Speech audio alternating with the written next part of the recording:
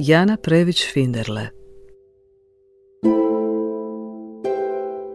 Prestala je pričati kad se rodila sestra. Kao da je znala da će sestra biti glasnija, spretnija, ljepših zubi. Crtala je u sobama psihologa, crtala sebe, mamu, tatu, cvijeće. I ništa. Progovorila je kad je i sestra progovorila. 2 godine kasnije.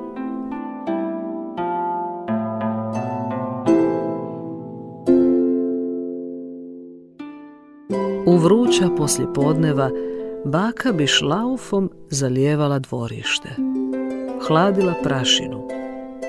Oni su trčali kroz kapljice, šljapkali po blatu i udisali miris ljeta.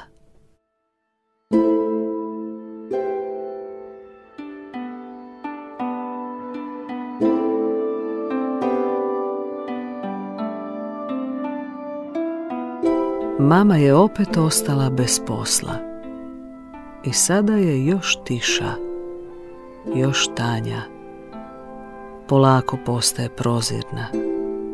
U nekom kutu mama spremljena na kauč, kao neupotrebljiva.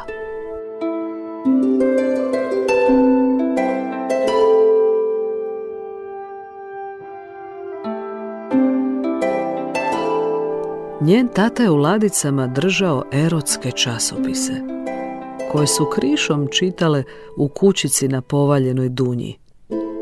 Bilo je to novo uzbuđenje i nepoznati srsi.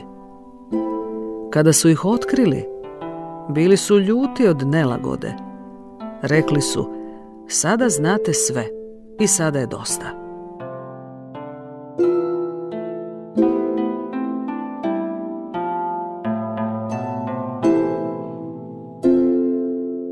Prvo pijanstvo otkrilo joj je lakoću veselja, zaljuljalo ju je i ponijelo, kroz neke ruke, kroz neke glasove, otopilo sram, što će nahrupiti sutra.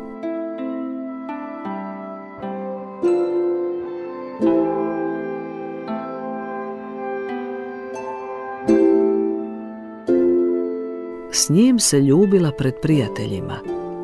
Sjedila mu u krilu, zavlačila mu ruke pod odjeću. Njemu je bilo neugodno. Njoj svejedno.